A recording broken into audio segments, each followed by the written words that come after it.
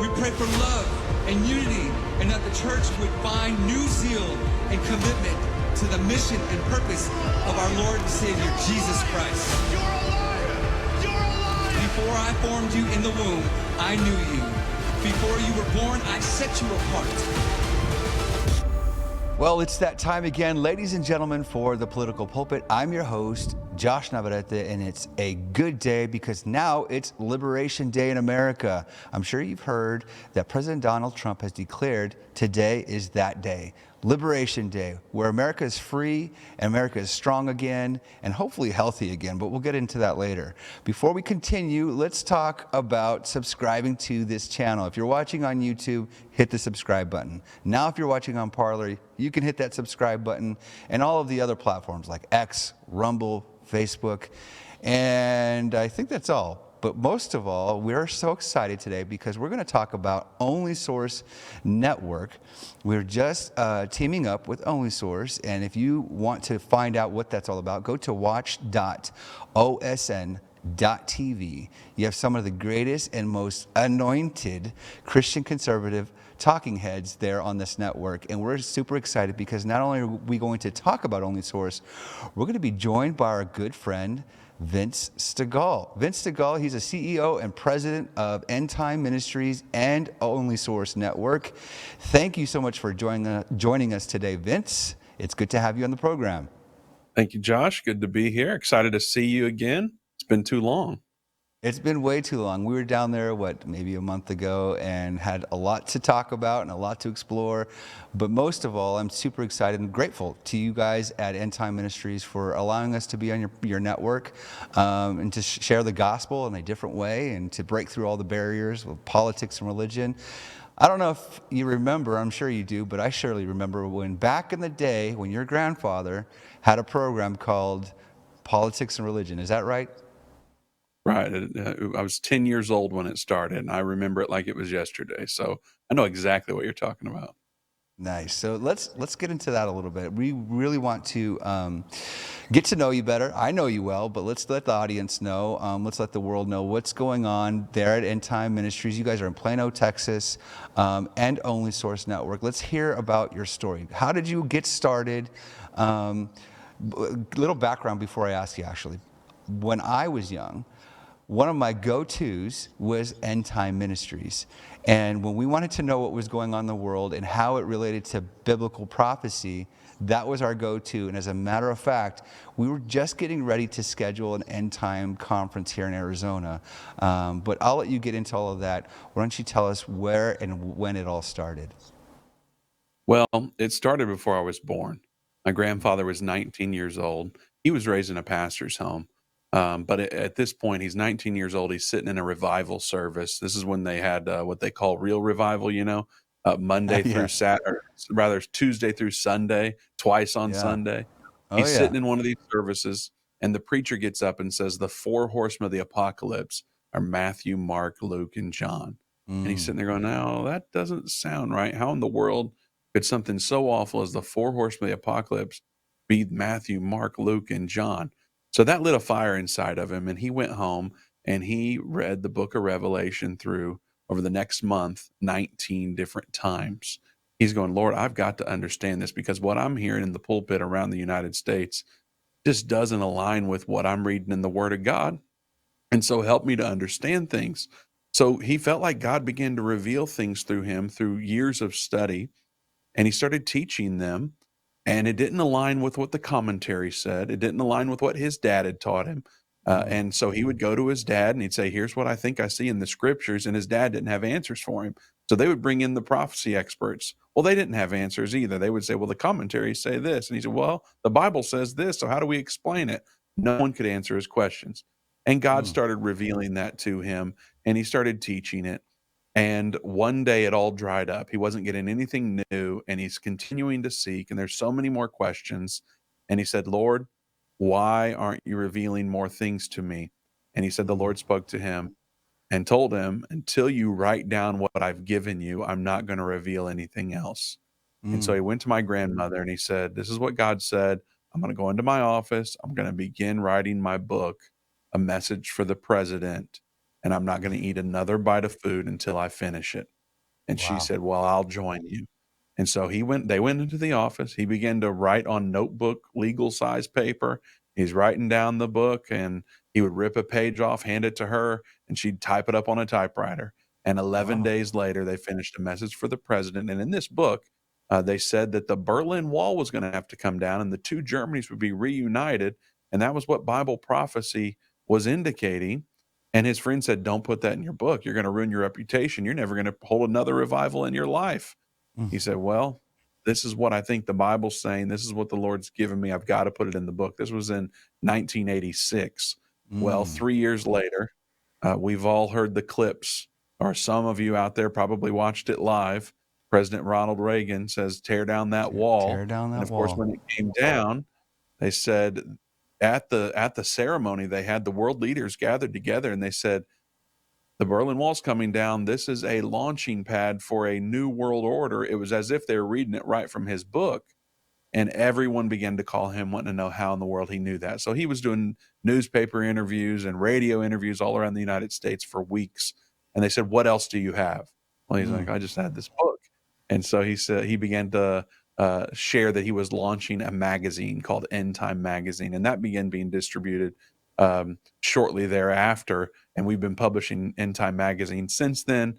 And then, as you mentioned, in 1997, Irvin was doing an interview on television down in Houston, explaining these things that the Lord had revealed to him. And the owner of the network was watching the interview from the studio. And after the interview, he said, Irvin, no one's ever taught like that before that I've heard. And you make it so easy to understand. Do you have a radio show? He said, no, but I would like to. He said, well, I own one of the largest radio stations in the Dallas area. I want you on my radio station. You go home, finish your studio, and I'm going to put you on my station for the first year for free to get you on 3 p.m. drive time in Dallas. So as you would imagine, he went home and he got that studio done pretty quick. And they started Politics and Religion. And we've been doing that ever since then. We're over 7,000 episodes now. And we get on there and we talk about the two things you're not supposed to, politics and religion. And we do it at the same time. And we have a lot of fun. So many things have occurred since then, but that is how End Time really got started and launched into the media world. A couple things that stand out to me with that, the history of your grandfather. One is you hear a lot of prophecy come through the social media platforms and different video. And of course, we know that there's been prophecy before, but it seems like God used your grandfather at such a specific time where media wasn't experiencing prophecy like it did at that time. It's literally when it launched Endtime Ministries and what God was doing with your grandfather. It's actually really inspiring for people like myself, because we're trying to break through media and do something different. And your grandfather basically laid out the blueprint. He went to the Lord, prayed and fasted. Your grandmother joined him, and God took care of the rest. I think you guys have a specific term. I'll let you drop the line, because when God does something for you, it's got to come from Him and not from us.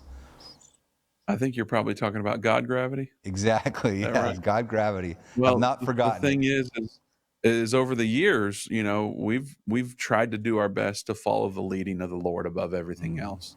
Mm-hmm. And so we look at Matthew 6:33 that says, seek first the kingdom and his righteousness, and all these things will be added unto you. And so if we're Mm-hmm. seeking first his kingdom and his righteousness, we don't have to worry about all these other things. We're going to trust in the God gravity, and the things that are supposed to come our way will, and the things that aren't are going to leave. And sometimes that's hard for us because, man, I like to hold on to things and not let them go Yeah. and say, God, you gave me this 5 years ago. There's no way you're taking this from me. And I cling on to it. Well, he Right. doesn't want me to do that. He wants me to live with an open hand and allow things to come in and come out. And, we've got to trust you in that process. So yeah, we definitely believe in God gravity around here. It's nothing new. It's what the children of Israel did in the Mm-hmm. wilderness as they were following the cloud and the pillar of fire. They're just waiting on the Spirit of the Lord to lead them. And that's what we're trying to do here as well. So talk about when, as far as you can remember anyway, because I would say that I probably realized End Time Ministries and what it was all about probably in my late teens. So, I mean, not to date myself, but it's into the late 90s, 2000s. But do you remember watching your grandfather rise to, I don't want to say fame, but to the level of ministry that God has called him, and what that was like for you? I do. My story is interesting because people look at me sometimes and they'll go, "Oh, that's Irvin Baxter's grandson. He's you know Mhm. he's Yeah. he's had things served on a silver platter and all this type of Mhm. thing." And then what people don't know is that when my mom was 16, she ran away from home and Mhm. with my father, and he was 10 years older than her. And that's how I came about. So he wrote that book in 1986. My mom was gone from the home at that point, and I was born in 1987 to date myself. And so I was born in the middle of all, end time being born, Mhm. a lot of calamity with the family. My parents ended up divorcing right after I was born, and so I was raised in a split home. And I could tell. I mean, we could spend hours on this show. I could tell you stories after story of my life. But so I remember though growing up. I don't know why, but I have pretty distinct memories from a young child, and even the first time I remember thinking my grandfather is not like everybody else. Was I was at a church camp, and he came to visit us middle of the week. Mm. And so I'm walking out of church with him, and this guy that I think is in my dorm, or I don't know, he was one of the other kids there.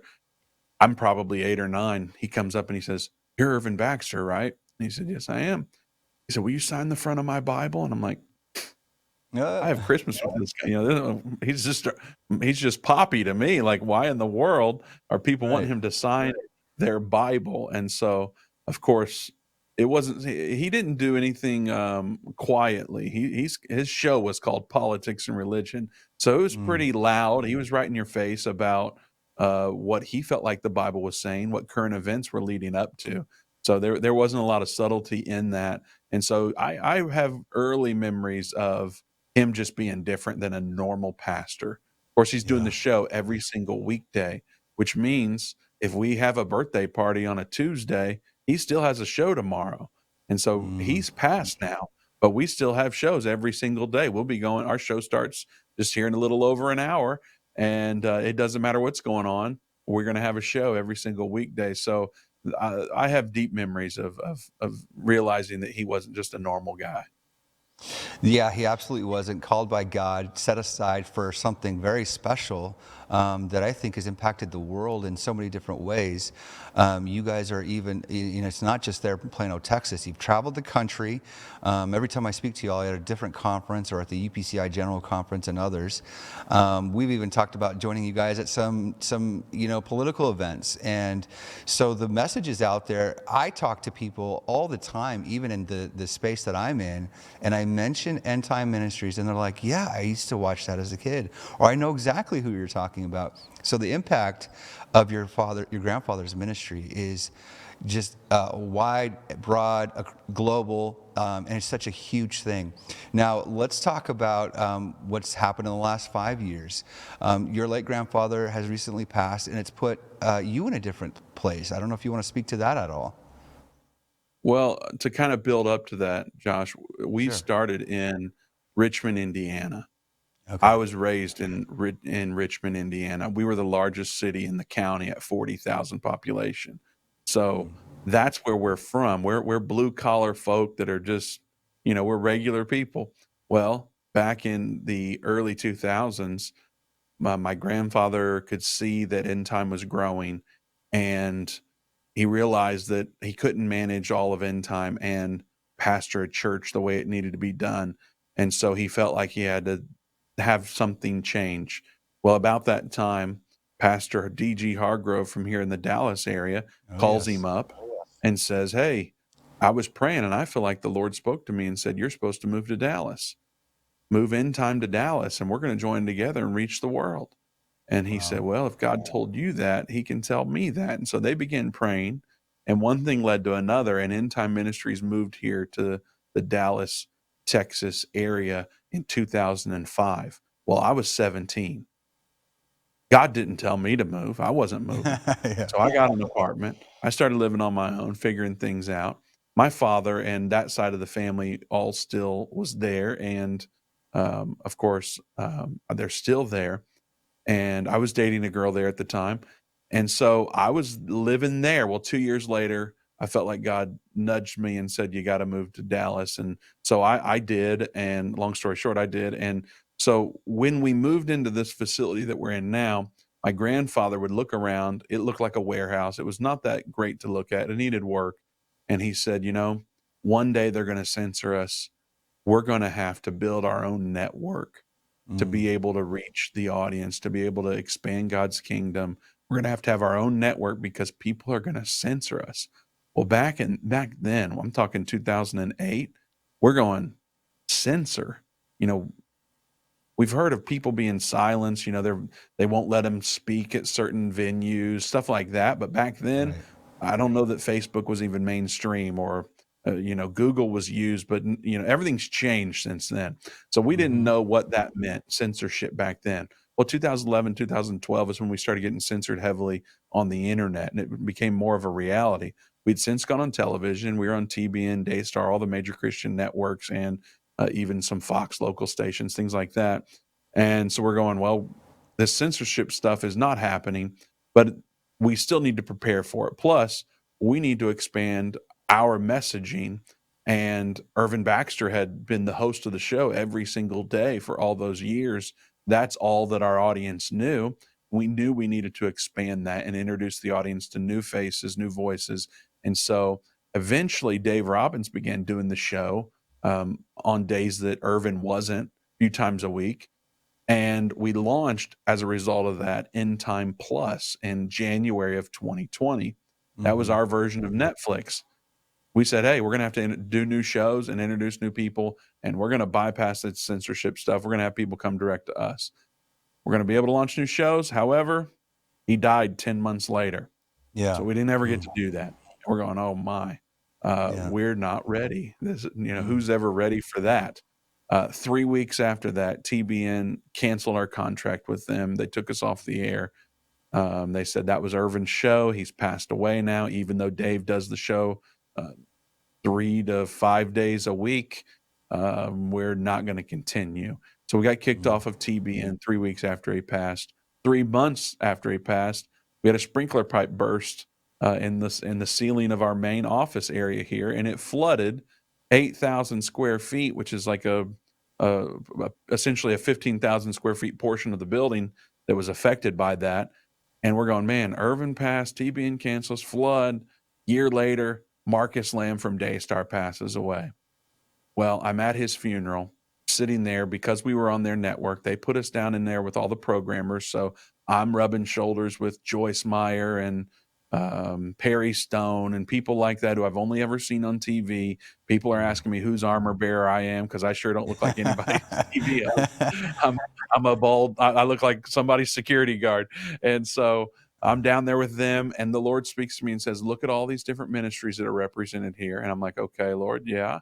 He says, because of the sacrifice of Daystar and the Lamb family, these ministries have been able to expand the kingdom of God, help people grow in discipleship all around the world to the tune of billions of people every Right. single day. And I'm like, okay, Lord. He said, well, I've called y'all to do something similar, and you haven't done it yet, and you have the Mm. means. And I went, Lord, are you talking about that network? It's time to do the network that we've been talking about for, at this point, 14, 15 years. And he doesn't respond. And I'm like, Lord. So I'm taking notes. I'm crying like a baby. People think I'm really missing Marcus Lamb, and I do, but I wasn't crying because of that. I'm taking Yeah. detailed notes about what the Lord's speaking to me. And from that, by the way, 6 months later, Daystar canceled us. And they, so now we lost our two largest audiences through TBN and Daystar, kind Yeah. of pushing us, saying, okay, you got to get out there and launch this network, is the feeling that I have now. And so from that, we launched Only Source. And Only Source is really, one thing that we're limited in the past on doing is expanding voices and topics. Our name is End Time. We talk about Mm-hmm. Bible prophecy. We explain current events through a lens of Bible prophecy. Mm-hmm. So with Only Source, we're going to be able to have things like Political Pulpit and other shows that we do. And it doesn't just have to be Bible prophecy specifically, but we want to be a hub of like-minded folks that can come together. We can join forces and we can expand God's kingdom even better when we're working together. And so that's what we're trying to do around the world. I presented this idea to our board of directors just over 2 years ago now. And they said, let's do it. We're going to rebrand End Time Plus to Only Source.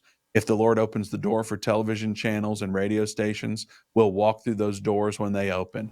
Well, 1 week, almost to the minute from that meeting, I get a call from a guy named Byron. Byron says, Vince, you have no idea who I am. I've been following your ministry for over 30 years. I used to be a director down here at Daystar Houston. Your grandfather would come in and do interviews, and I was always the director for those shows. And I love him, and I've been following y'all. I've never given. I've never called in. Nobody there knows who I am. Okay. He said, well, when Houston left Daystar, I lost my job, and I began managing television channels all around the United States.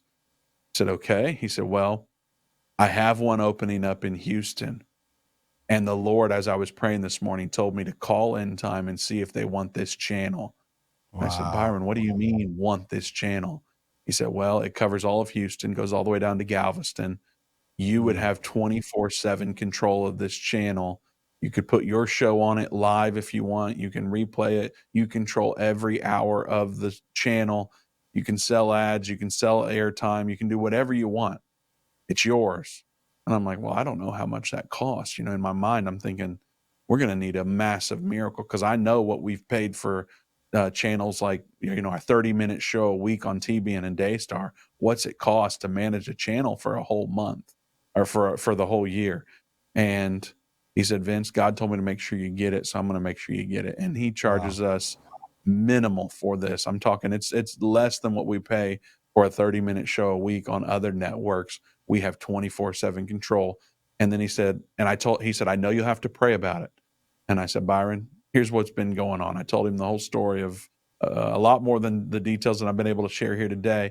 Told him everything going on. He said, well, now I know why the Lord told me to call you today. I'm not just supposed to help you get the word out in Houston. I'm supposed to help you get the word out internationally. I've got another channel in Nashville I'm going to open for you, another channel in Louisville, another channel. He starts naming off these cities. And he said, by the way, I've got another one called Holy Land Broadcasting that covers all of Israel. And I went, really? I said, we lost Israel when TBN and Daystar canceled. He said, well, you're about to be back on. And so as of today, Only Source is broadcasting on 5 channels around the United States. And this week, we're starting in Israel on Holy Land Broadcasting. Wow. Oh, my goodness. That is like, talk about bombshell. Talk about just dropping the news today. Did that just happen right here on the Political Pulpit?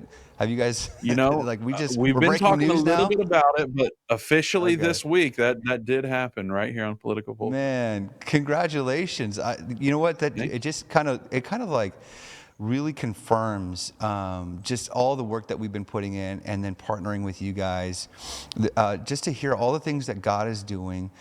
Just the other day, I spoke a message about stepping into the fire, and what I'm gathering out of your story, Vince, and just the many conversations you and I have had, is that you've not been afraid of stepping into the fire. And sometimes it seems like a trial.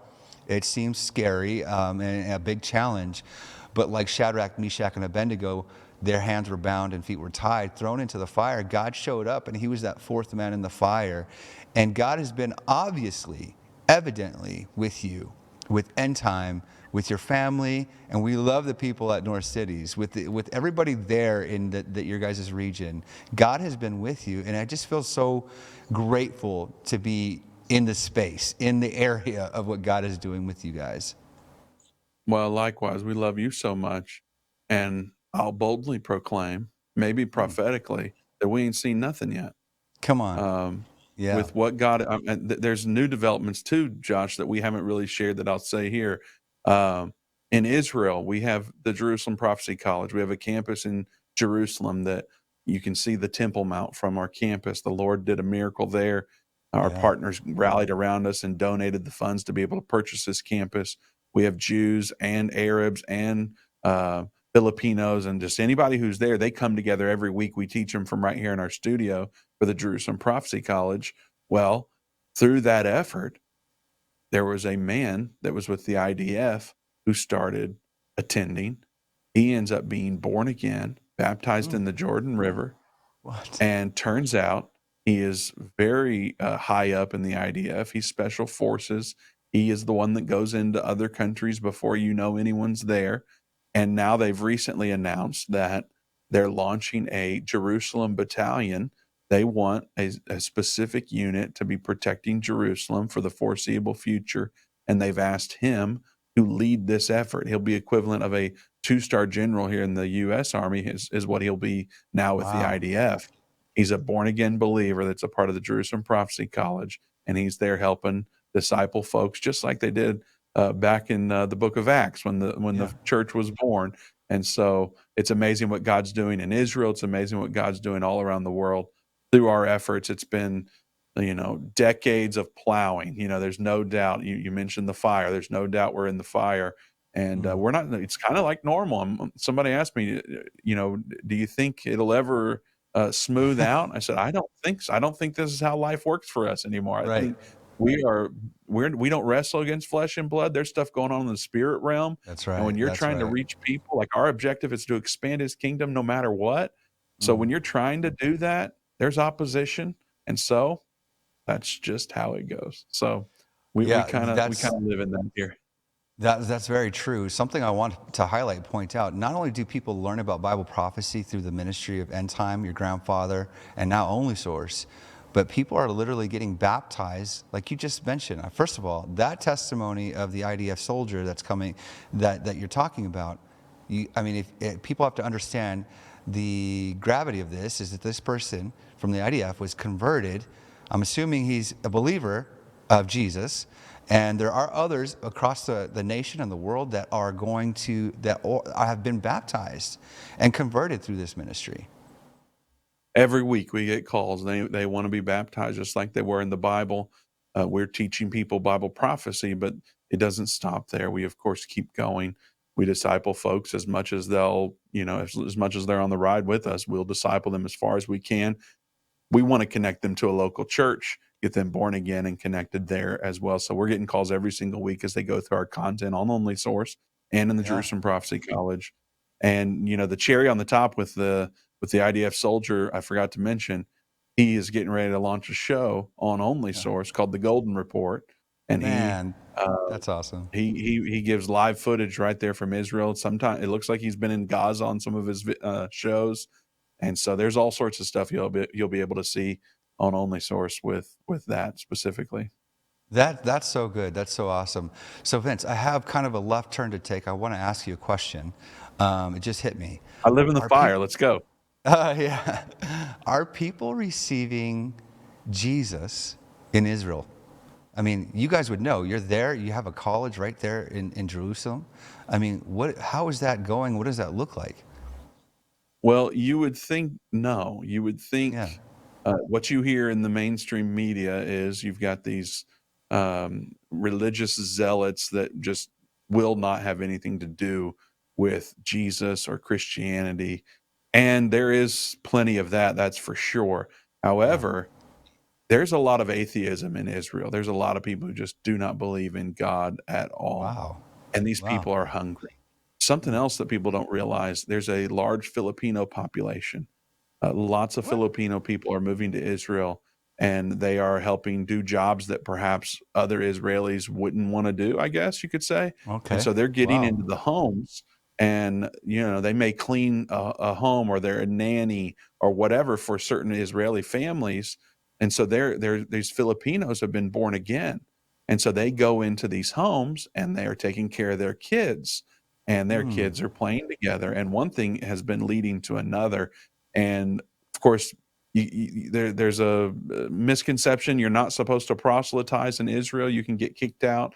The law Yeah. actually is only if you're under 18. You can't proselytize minors. You can Okay. proselytize adults. However, we pretty much we're working with a number of representatives there in Israel. We have people gathering every single day for services every week, every day, 7 days a week. They're gathering for services in different locations all around Israel. There's about 500 constituents, and we are baptizing about 100 every single year.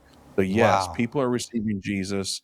There's Filipinos receiving Jesus. There's Arabs receiving Jesus. There's Jews receiving Jesus all over the board. And then when that happens, you've got these people groups that are supposed to be in conflict, but now they've been born again, similar to the Jews and Gentiles in the book of Acts and in the Mm-hmm. New Testament. Well, that's happening still today. And there's a Mm. revival brewing.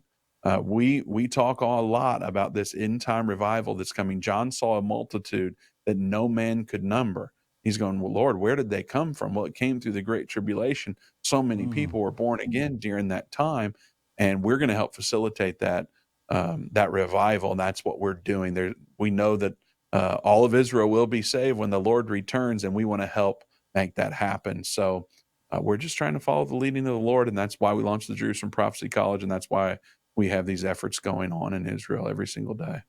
Amen. I mean, that's huge, amazing. What a testimony. And you mentioned something about all of Israel being saved, but also if the gospel is to be preached and heard throughout the entire world, it's almost like it would have to be done through technology.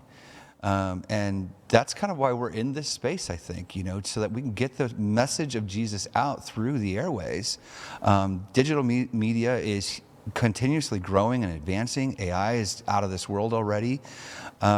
So we could be getting close, or if we're not already there. I mean, you know it better than I do. We were talking before the show that there's stuff going on in Iran, and it's a pretty big deal. I think you mentioned there's like B-2 stealth bombers that are, they're somewhere close in the Middle East, or I mean, maybe you can speak to that. But basically what I'm saying is we are nearing the end times, if not living them today. Well, our slogan has long been because the end time is now, and we do Mm. believe it's now. We Mm. have been talking about that for some time, though, and people will often go, "Well, you've been saying the end times now." Well, I'm going, "Hey, there's red heifers that Yeah. are in Israel for the first time in Mm. like 4,000 or so years. There Wow. were not red heifers when Jesus was on earth. This predates even Jesus. We now have red heifers. And so we don't need that as Christians, obviously. Mm-hmm. We follow the New Testament plan, but the Jews, they believe they need that. And so they are going to have a ceremony where it's not called a sacrifice, but that's essentially what happens is as they slaughter a red heifer, and they'll be able to purify the Temple Mount. They're going to want to build their third temple sooner or later, and they would prefer sooner. And so they Mm-hmm. have red heifers for the first time in thousands of years. There's this peace treaty that's coming. We've been talking about that for a while, but it is coming. And in President Donald Trump's first term, he presented the peace plan Yeah. with his son-in-law Jared Kushner and many others, of course. In that peace plan, they identified, according to the Bible, there's 5 specific things that we're looking for. One of them is the sharing of the Temple Mount so that Jews and Gentiles can worship there. Well, President Trump's peace plan identified 4 of those 5 things that the Bible gives us. The Mm. only thing it didn't identify specifically in words is the Temple Mount sharing. It did not say anything about that it didn't say exactly that. However, one thing it did say that alludes to it is that all religions will be able to worship on the Temple Mount. I don't know if it said according to your conviction or it's something like that. And Okay. so it indicates that with this peace plan, if they could have got that across the finish line, that might have been the peace plan that began the final 7 years. You Wow. mentioned Iran. Mm-hmm. There is the stealth bombers that President Trump has put there in the Diego Garcia Garcia. Island. So Yeah. there's 6 of them there. They are bunker busters, specialized in bunker busting, which Iran has done a lot of deep bunkers where they're developing their nuclear war heads, and so they believe that they can go in there and bust all that up. And of course, if that happens, Iran is allies with Russia and China. One thing we've been looking for through Bible prophecy is the 6th trumpet war. Bible says that there's a war coming that's going to kill a third of mankind with the 6th trumpet. This war is going to emanate from the Euphrates River region. Well, Mm. it specifically mentions the Euphrates River in that prophecy and Revelation. Well, the Euphrates River, it is housed by a 100% by Muslim nations. Iran, Wow. Iraq, Syria, and Turkey is where the Euphrates River is. And so Hmm. there's going to be something that happens around that region that launches a war that's going to kill a third of mankind. That's 2.3 billion people. But you Wow. think the world's going to change through that? And they're going to say, we can't ever have a war. Just like after World War I and World War II, we needed major change, similar to COVID. They said, Hmm. listen to what's going on with COVID and how fast it's spread. We need a great reset where we can function together as a one world system. Well, what do you think is going to happen after 2.3 billion people die? Oh, The yeah. world leaders are going to be pushing heavier than ever before, and the Antichrist and the false prophet are going to make themselves known after that shortly. And I mean, we're there. We've been talking about it for a long time, but every day it seems like there's new stories coming up that gets us even closer and closer. Those are just a few that's happening right now. Yeah, first of all, Vince, you're dropping some major knowledge in the end time prophecy world and just basically what's going on across the world. So that's huge, and thank you so much for allowing us to share or sharing this with us and our show. I'm gonna get a video up if you guys could pull that up. I want to get your reaction because you mentioned the B-2 stealth bombers to the Middle East. What do you think this is all about? Let's go ahead and play it if you guys are ready. I'll go ahead and play it here. Half dozen, possibly 7 of the 20 B-2 stealth bomber fleet is being forward deployed. I repeat, a half dozen stealth bombers being forward deployed to Diego Garcia airbase, which is south of the Maldives in the Indian Ocean. This is one of 2 very critical U.S. air bases in the Indo-Pacific. And that, of course, is going to put Yemen and Iran in striking distance. The president had a very firm message for Iran. Listen. There's no way the Houthis, the Houthis would have the ability to do this kind of thing unless they had support from Iran. And so this was a message to Iran. Don't keep supporting them because then you will also be responsible for what they are doing in attacking Navy ships and attacking global shipping. So basically, there's a lot going on there, but I mean, so someone like myself that doesn't really understand or hasn't really dove into what's going on in that region, but it always seems like Iran is in the mix somewhere in the east, whether it's even in with Gaza and other countries, and then of course there's nuclear talks. What kind of role does Iran play in all this? And there's got to be a significance to President Donald Trump sending these stealth bombers to this island. Well, it's multifaceted, of course, and it can get quite complicated, but Yeah. we try to make it easy. We try to communicate in a way that everybody can understand. So Yeah, one key please do. thing here, there's a pale horse that's one of the 4 horsemen of the apocalypse. Okay. Well, that word pale in the original is chloros. Chloros is used, I think it's 6 or 8 times in the New Testament. Each time it was translated to green, except for the one time in Revelation when it's talking about this horse. Well, what in the world does a green horse? No one's ever seen a green horse before. However, it's not talking in actual terms here. These are representations of something that's happening. So one of the 4 horsemen that we identify is Islam, actually. And so it's the pale horse, the pale green horse. Their color is green. Every mosque you've ever seen, that dome at the top, pretty much, and if it's not gold, it's green. If you go to Israel or any Muslim nation, you're going to see the Muslim areas where they paint their doors green, or green's a Yeah. prevalent color. It's in almost every one of their flags. Green is clearly, we have tons of evidence where we show this, that green is the color for Islam, and of course, it's the color used there for that 4th horseman. One thing that spirit does is it goes around and wreaks havoc. It kills with a sword, and it kills a lot. And so we can look all the way back to 9/11. I was just talking to somebody today actually about 9/11. They weren't born then, so they don't remember where they were, which is hard for me to even fathom. But nonetheless, Yeah, it started that's really crazy. making mainstream with 9/11 for most of us. And then we've seen since then so many things like what's happened in Egypt and, of course, Iran and Iraq. So the Muslim factor, the Islam factor plays a key part in the end times. It's one of the spirits that rules the world during the end time, just before the second coming of Jesus. So Iran plays into that. And of course, as I mentioned earlier, the Euphrates River is in Iran, and that's where this world war is started, the sixth trumpet war. For it to kill a third of mankind, we have to believe it's a world war. There probably will be nuclear weapons. We don't see how you get around that. But also, the best part, Josh, is it's not the best part, probably. It's a great part. In Daniel 7, first of all, Daniel writes the book of Daniel, and in it, at the end of it, he says, Lord, I don't understand what all I wrote down. This is gibberish to me. There's so much confusion here. And he says, help me understand it. And the Lord said, it's not for you to understand. It's for those that are in the time of the end. Okay, so that tells us that most of the book of Daniel, you brought up the three Hebrew boys going through the fire, the prophecy part for the people of the end. Well, we also learn in Daniel chapter 7 and in other parts where they mention these beasts. I'm sure everyone out there has seen these scary looking beasts that are talked about in Bible prophecy. Well, Daniel 7 says that these beasts aren't actually mythical beasts like what many might think from Narnia or whatever.